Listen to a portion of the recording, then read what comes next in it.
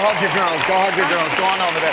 Caitlin Epperly. When they announced the top 12, that episode seemed to be very, very hard on you. I don't know if it was like the dawning realization of what this process was about and about how super talented people go home sometimes very early or perhaps even earlier than they should, but talk about that a little bit. Yeah, that was hard.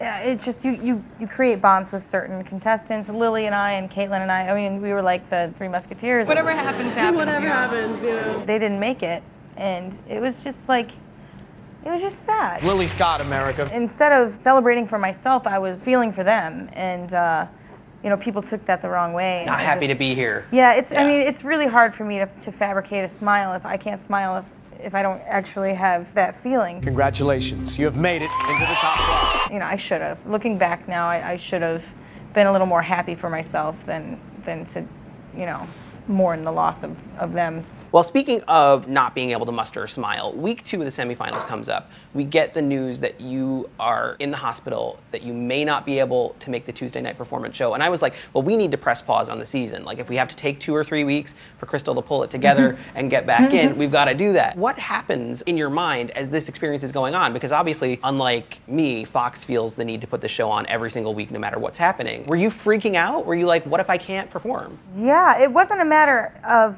I the whole time, even when I was sick, I was like, okay, let me out of this hospital. I'm fine. I want to go play. I mean, I've performed on my deathbed before. How are you feeling tonight? I feel good. I'm a tough cookie. I felt okay to perform, but it's really, you know, Fox is listening to what doctors are saying, and it has to be okay for a lot of different reasons. And, you know, it was really scary. So, I mean, a lot of the kids who have been eliminated, I kind of have a taste of what it feels like to almost be booted or not be allowed to. It came pretty close to showtime that they finally said, okay, you're in.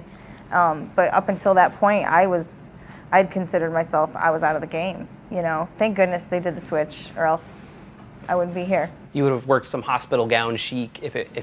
Yeah, I would have probably pulled my IVs out and run down the street with the tail open, you know. Put a candle in the window, 'cause I feel I've got to move.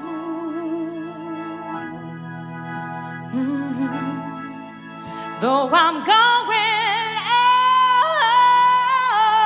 I'll be coming home soon, baby. As long as I can see the light. The subject matter of the song, when you're like, Mama's coming home, you're picturing you know, obviously it's a tough experience. You don't get a lot of time spent with your child as well. That was hard. That was hard. During that time, I really didn't get to spend any time with him, and it was just difficult. I mean, any mom being away from your kid for that any amount of time is hard. But as long as I can see the light, it's a song that I played before the show, and it means a lot to me. You know, it's just coming through and getting over obstacles and things like that.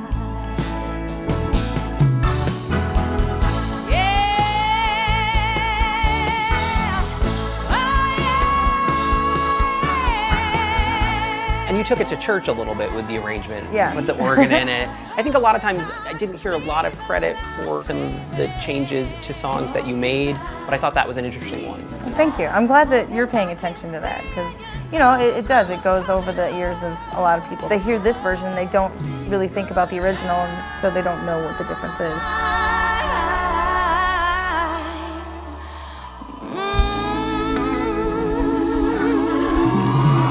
I'm gonna put it out there that I don't think female contestants on the show generally get as much credit for song rearrangement as male contestants. I don't know. Female contestants don't get a lot of credit for many things, too. It's okay. It's okay.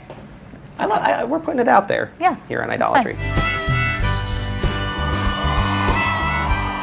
Semifinals, obviously you've got a bigger, broader range of songs. One thing I was hoping you might do at some point would be to take something completely crazy or unexpected. I know Chris Allen did Heartless last year, a Kanye West song, and made it sort of a very Chris Allen song. Had you considered taking anything really current, maybe really poppy or really out of left field, and sort of twisting it to fit you? Had that ever crossed your mind at that point? For me, it's difficult to do that. I mean, I like to make little changes in arrangements of songs and things, but I don't like to take a song and completely redo it or make it too different just because I'd like to respect the original and the artist. I said, now, baby, just give me one reason. Oh, give me just one reason why.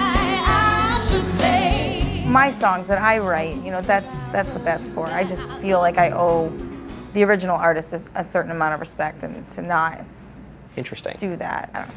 That's how I feel. And of course, you were keeping the dream alive that you might actually get an original onto that stage. But we'll get to that in a minute. And there ain't no